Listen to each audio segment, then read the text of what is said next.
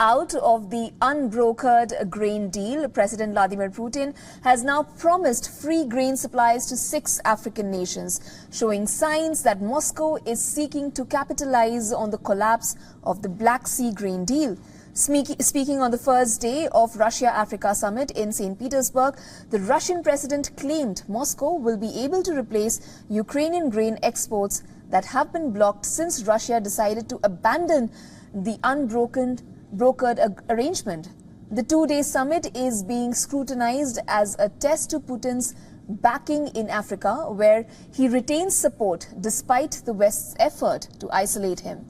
Only 17 African leaders, including South African President Cyril Ramaphosa, are attending the Russia-Africa summit. This is a drastic drop from the 45 leaders that took part in the summit in Sochi in 2019.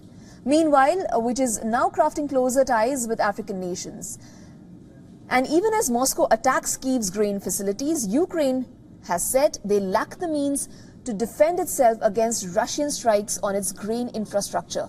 Ukraine is receiving sophisticated air defense systems from its Western allies, including US Patriots. However, the Ukrainian army spokesperson says Russia is improving its tactics every time and that Kyiv requires modern and capable counteracting types of missiles that Moscow uses against it. Moreover, Russia backing out of the deal has raised concerns of food shortages and inflation worldwide. According to the president of European Central Bank, Russia's decision to exit the deal could push food prices higher and add to the inflation.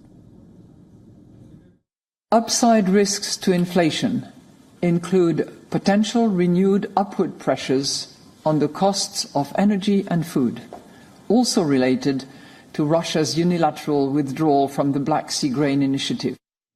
The president of the European Central Bank said this after the bank raised the rates for the 9th straight time to fight fast-rising consumer prices.